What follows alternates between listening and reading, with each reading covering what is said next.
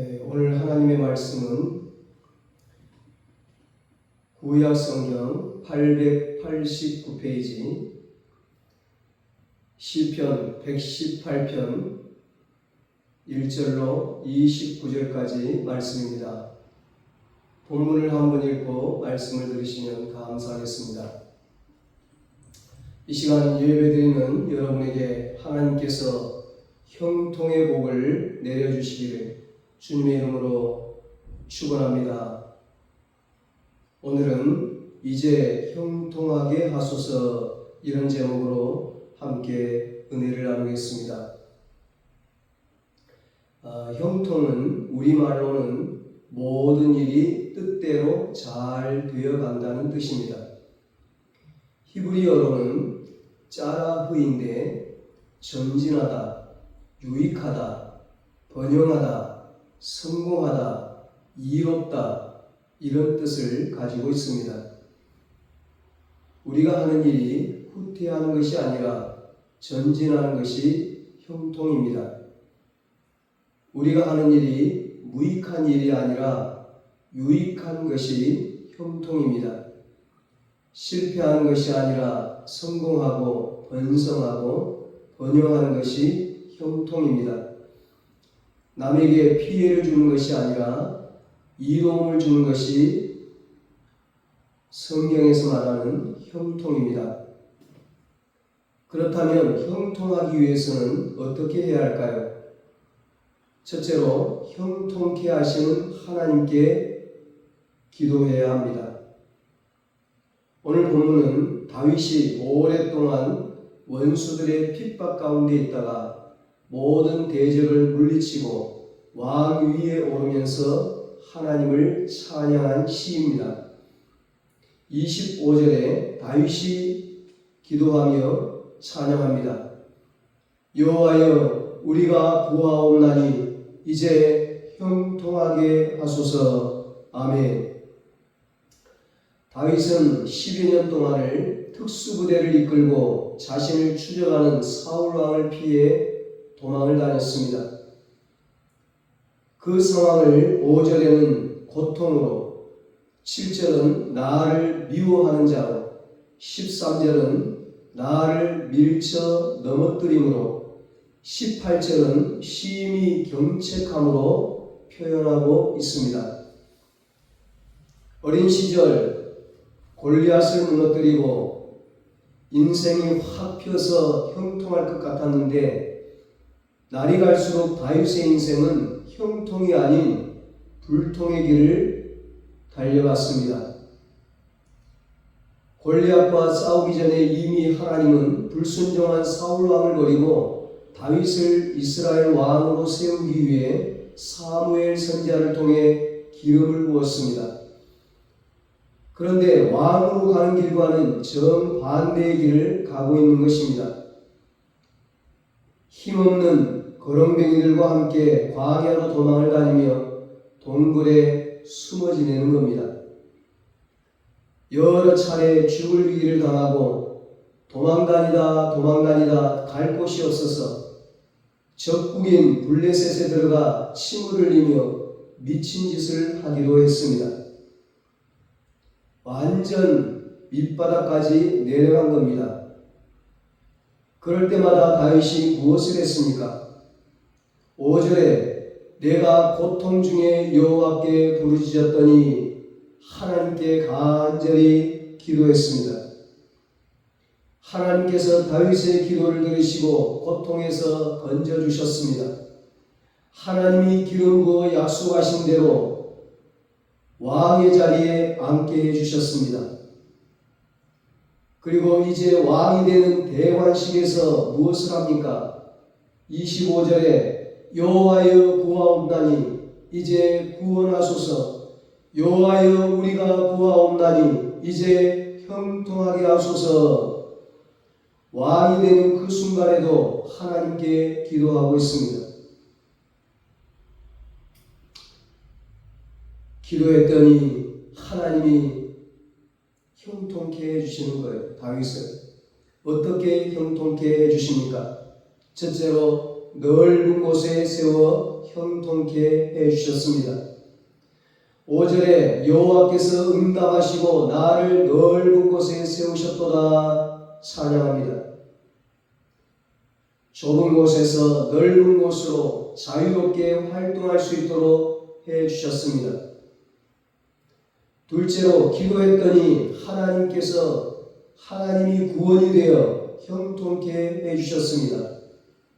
21절에 말씀합니다. 주께서 내게 응답하시고 나의 구원이 되셨으니 내가 주께 감사하리이다. 아멘. 세 번째로 기도했더니 많은 사람 가운데 중심 인물이 되어 형통케 해주셨습니다. 22절에 우리 하나님이 어떤 분이시라고 말씀합니까? 건축자가 버린 돌이 집 모퉁이의 머릿돌이 되었나니 말씀합니다. 이 말씀은 신약성경 마태복음 21장 42절에서 예수님께서 인용한 말씀입니다. 이 말씀이 바로 예수님 자신을 메시아로 예언한 말씀이라는 것입니다. 사람들에게 미움받고 버림받고 고난받고 십자가에 못 박히신 예수님이 하나님의 구원 역사의 메시아 구세주가 되었다는 것입니다. 본문에서는 다윗이 바로 버린 돌처럼 취급받았다는 이야기입니다. 사람들에게 사울 왕에게 멸시와 박해를 받았다는 것입니다. 배운 것도 없고 나이도 어리고 너무나 쓸모없다고 생각해서 더 이상 미련을 갖지 않고 다윗을 버렸다는 것입니다. 그런데 하나님께 기도했더니 모퉁이 돌로 취급받고 버렸던 그 자신을 건축물에 꼭 필요한 머릿돌로 바꾸어 주었다는 것입니다.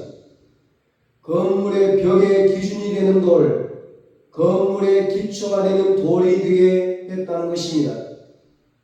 전혀 쓸모없다고 관심을 갖지 못하고 버림받은 돌이 높은 자리, 영예의 자리에 앉게 된 것입니다.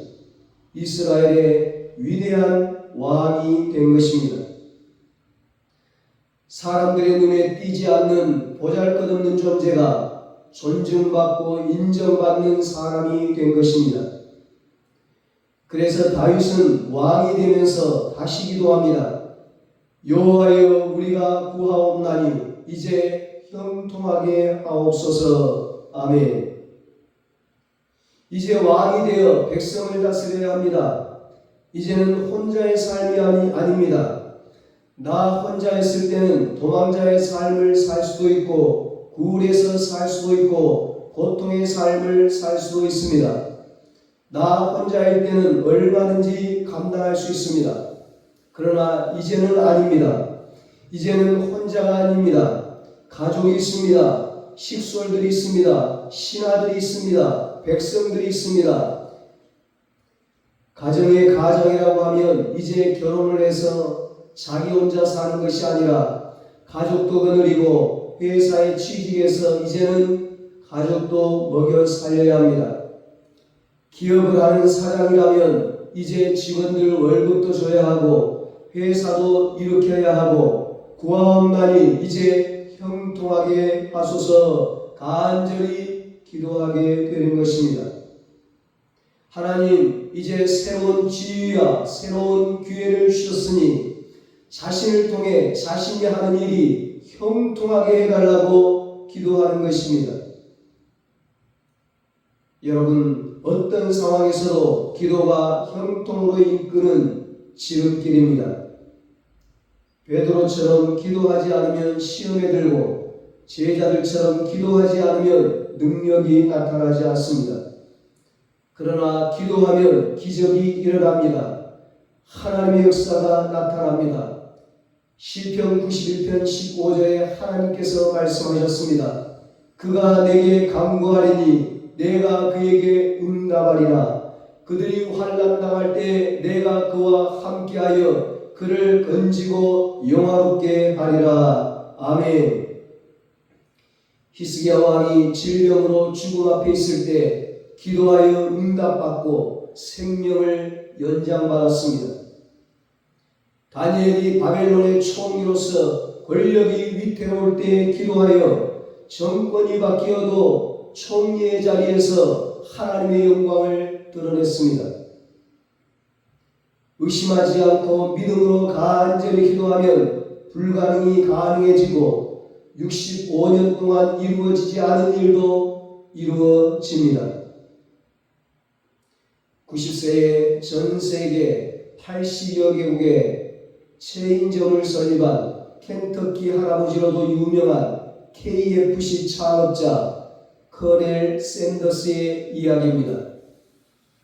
65세의 사업 실패로 105달러의 사회보장연금으로 생활을 연명합니다.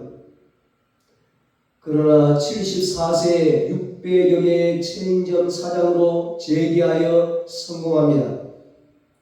실패를 거듭하다 65세 때 절망과 낙심과 상처 속에 괴로워하고 있던 어느 날 조그마한 교회 예배당 앞에서 한 소녀의 찬송 소리를 듣습니다. 너 근심 걱정 말아라 주 너를 지키리 주 날개 밑에 거하라 주 너를 지키리. 소녀의 찬송 소리를 듣고 커넬 샌더스는 그 소녀 옆에 앉아 눈물을 펑펑 흘리면서 울며 기도했습니다. 그리고 돈이 아니라 굶주리고 가난한 사람들을 생각하며 음식을 만들고 가난하고 불쌍하고 소외된 수많은 사람들을 돕기 시작했습니다. 기도로 일어난 그의 앞에 그때부터 형통의 길이 열리기 시작했습니다. 자가용 비행기를 타고 전 세계를 다니며 자기의 삶을 치유하시고 회복시키신 살아계신 하나님에 대해 간증했고 다른 사람들도 예수님을 믿어 삶의 진정한 행복과 영원한 축복을 소유하게 되기를 소망하며 전도하는 데 남은 인생을 살았습니다. 그는 다니는 곳마다 만나는 사람마다 늘 시편 50편 15절 말씀을 들려주었습니다. 환난 날에 나를 부르라 내가 너를 건지리니 내가 나를 영화롭게 하리라. 아멘. 여러분, 형통하기 위해서는 어떻게 해야 할까요? 둘째로 하나님이 함께 해야 합니다. 여러분, 누가 우리를 형통케 해주십니까? 누가 건축자가 버린 돌이 짐 모퉁이의 머릿돌이 되게 해주십니까? 하나님께서 함께하여 다윗을 왕으로 만들어 주었습니다. 왕의 대관식을 거행하게 하시는 분은 하나님이십니다. 하나님이 함께하시면 어떤 형통한 일이 일어납니까? 첫째로 하나님이 함께하시면 기이한 일로 형통하는 일이 일어납니다. 23절에 말씀합니다. 이는 여호와께서 행하신 것이요 우리 눈에 기이한 바로다. 아멘. 하나님께서 해주신 것입니다. 우리 눈에 기이하다는 것은 놀라운 일이 사람의 능력을 넘어선 일이 일어났다는 것입니다. 오직 하나님만이 하실 수 있는 일이 일어났다는 것입니다. 다윗의 눈에만 그런 것이 아니라 그것을 보고 있는 사람들의 눈에 기적 같은 일이 일어났다는 것입니다. 둘째로 하나님이 함께 하시면 형통하여 슬픔 끝, 기쁨 시작이 일어납니다. 24절에 말씀합니다. 이 날은 여호와께서 정하신 것이라 이 날에 우리가 즐거워하고 기뻐하리로다. 아멘. 물론 이것은 궁극적으로는 메시아적 언약으로 바로 구원자 예수님을 통해 누릴 종말론적 기쁨을 말씀합니다. 그러나 다윗으로 보면 왕의 대관식을 말하는 것입니다. 왕의 대관식은 여호와께서 정하신 것이고 대학에 합격하고 취업하고 결혼하고 잉태하고 성공하는 것은 여호와께서 정하신 것이고 그 일로 말미암아 가족도 친구도 교회 식구도 백성도 즐거워하고 기뻐할 수 있게 된다는 것입니다. 세 번째로 하나님이 함께 하시면 우리가 형통하여 형통의 복을 주변 사람들이 같이 누리게 됩니다. 26절에 말씀합니다. 여호와의 이름으로 오는 자가 복이 있으며 우리가 여호와의 집에서 너희를 축복하였도다. 아멘. 여호와의 이름으로 오는 자는 당시 상황에서는 다윗왕을 말하고 메시아적 언약으로는 만왕의 왕이요 구세주이신 예수님을 예표하는 말입니다. 성전에 들어온 사람들이 제사장의 축복을 받는 것처럼 왕의 대관식 때 성 안에 들어오는 자들이 축복을 받는다는 것입니다.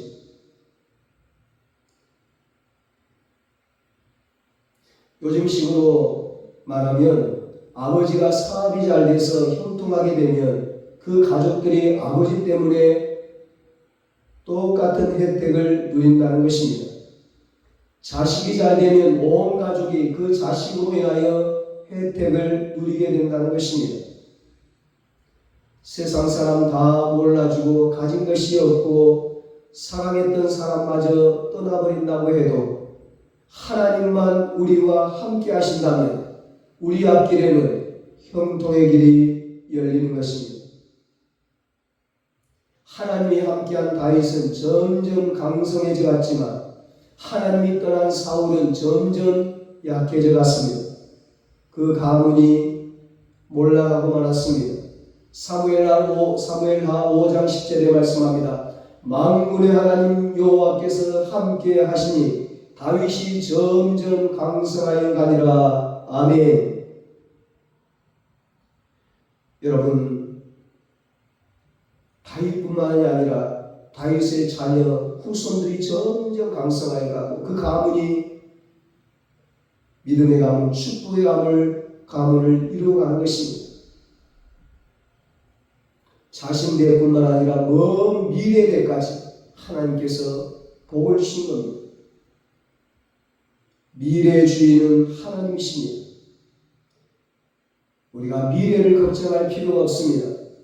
하나님이 함께 하시면 미래에 형통한 일이 펼쳐지는 것입니다. 그러므로 하나님이 함께 하시는 하나님의 자녀인 우리는 가난하다고 알아주는 사람이 없다고 병들었다고 힘이 없다고 실패했다고 낙심하며 절망해서는 안 됩니다. 절대로 포기하거나 희망을 접어서는 안 됩니다. 야곱같이 욕심 많고 실수 많은 사람에게도 하나님이 함께 하셨습니다. 우리를 위해 사랑하는 아들 독생자를 내어주신 우리 하나님은 우리가 비록 부족하지만 영원토록 우리를 떠나지 않으시고 함께 하십니다.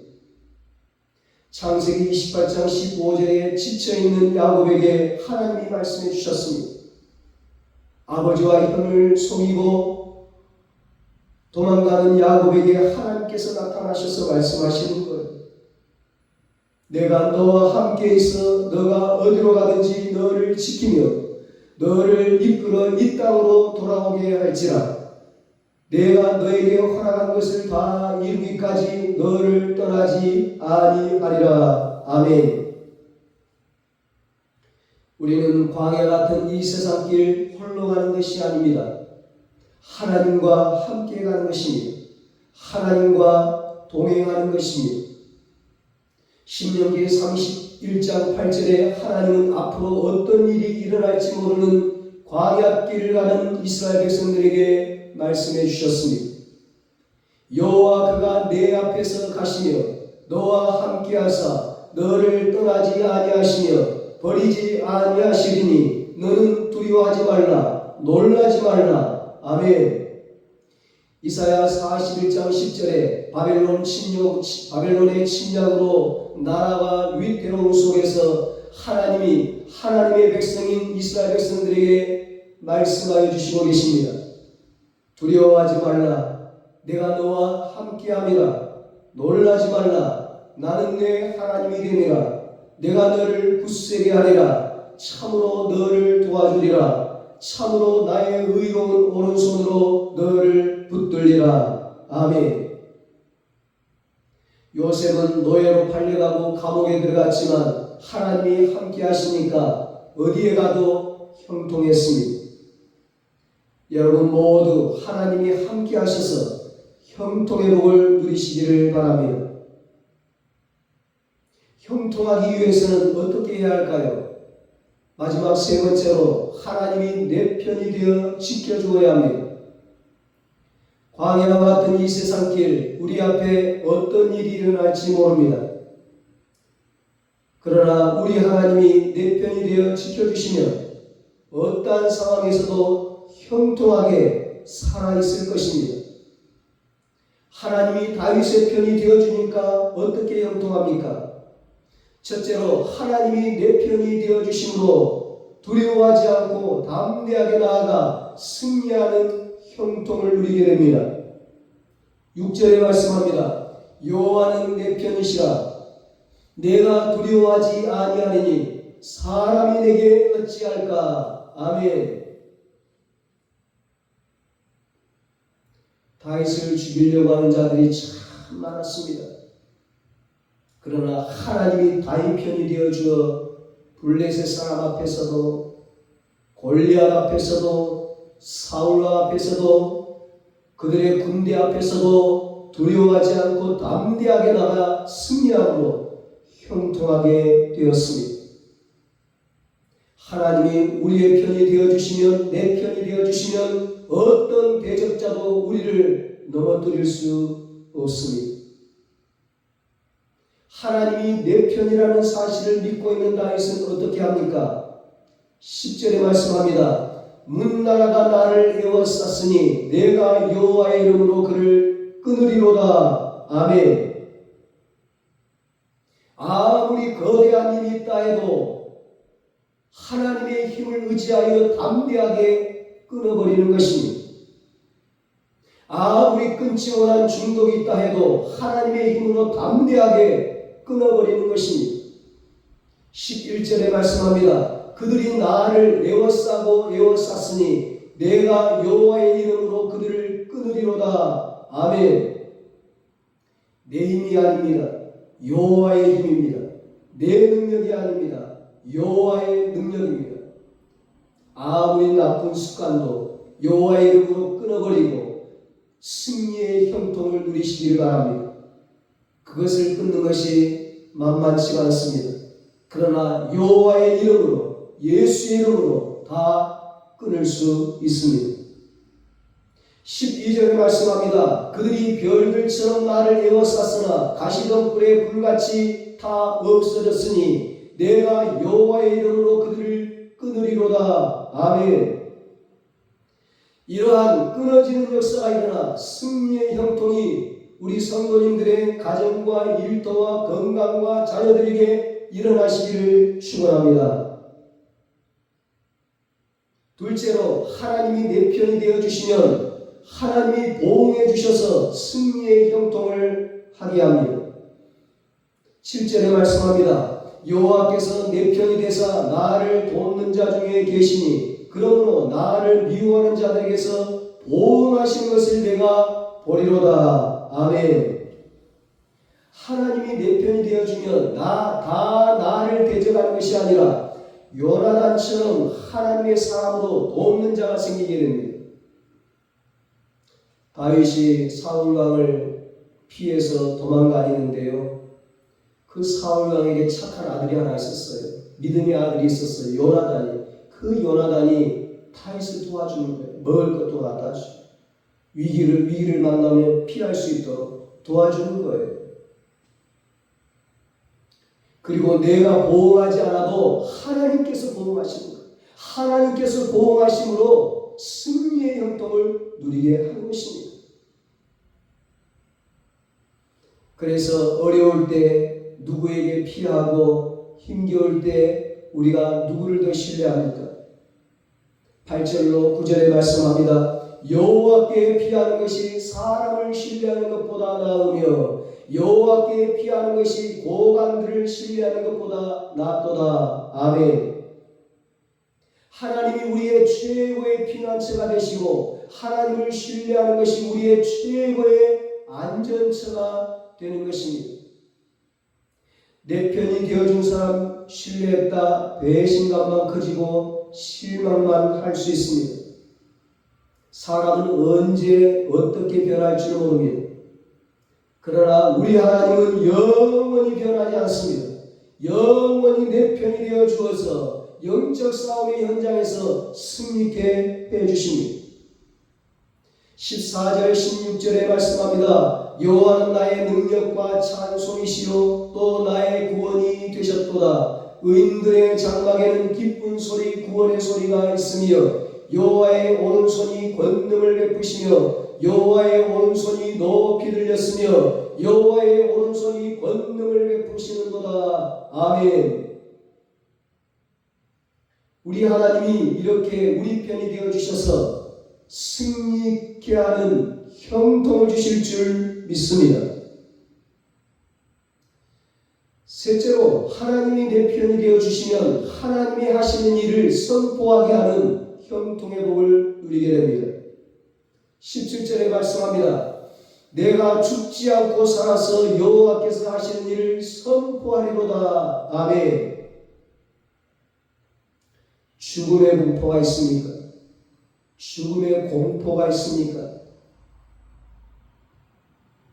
건강, 사업, 직장, 가정이 죽지 않을까? 공포가 있습니까? 우리 하나님이 내 편이 되어주시면 우리에게 맡겨준 사역 다 이룰 때까지 죽지 않습니다. 그렇게 다윗을 죽이려고 하는 자들이 많았지만 다윗은 결코 죽지 않았습니다. 왕이 되어서 보란듯이 대관식을 거행했습니다. 하나님이 원수 앞에서 상을 차려주셨습니다. 시편 23편에 다윗이 고백했던 것처럼 18절입니다. 여호와께서 나를 심히 경책하셨어도 죽음에는 넘기지 아니하셨도다. 아멘. 하나님이 나에게 경책하셨어도 나로 하여금 깨닫게 하시도록 고난을 주셨어도 연단을 하셨어도 죽음에는 넘기지 아니하셨도다. 경책은 징계를 말합니다. 하나님의 백성들이 잘못했을 때 하나님께서 깨닫게 하시는 방법이에요. 다시 다윗이 죄를 지을 때 징계를 받았어요. 그러나 하나님은 깨닫게 하시지, 연단하시지, 회개케 하시지, 하나님이 그 일로 죽이지는 않았어요. 우리도 살다 보면 징계받을 일을 합니다. 그러나 회개하면 돼요. 진심으로 회개하면 돼요. 용서받으면 돼요.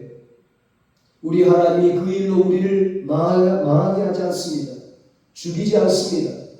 그래서 어떻게 합니까? 19절입니다. 내게 의의 문들을 열지어다.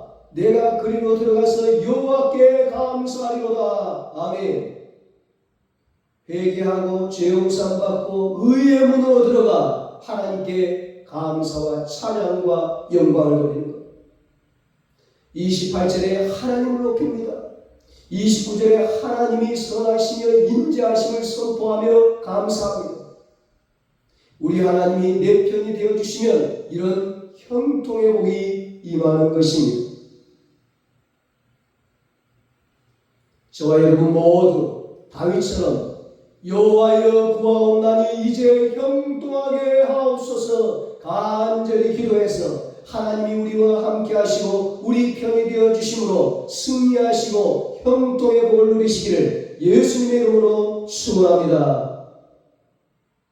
기도하겠습니다. 하나님 아버지, 인생 살면서 신앙생활하면서 힘들고 어려운 일이 있었지만 믿음으로 승리케 하시니 감사합니다. 여호와여 구하옵나니 이제 형통하게 하옵소서. 우리 가정을 형통하게 하옵소서. 우리 자녀들을 형통하게 하옵소서. 우리의 사업과 기업과 일터를 형통하게 하옵소서. 그래서 하나님께 감사하고 하나님께 찬양과 영광을 돌리게 하여 주시옵소서. 하나님은 살아계신 하나님이시라고 선포하게 하여 주시옵소서. 이제는 우리 주 예수 그리스도의 무한하신 은혜와 하나님 아버지의 사랑하심과 성령님의 위로하시고 교통하시고 역사하시는 은혜가 하나님께 간구하여 형통의 복을 누리기로 다짐하는 사랑하는 모든 성도들과 저들의 가정과 자녀들과 사업과 직장 위에 이제로부터 영원토록 함께 있을지어다. 아멘.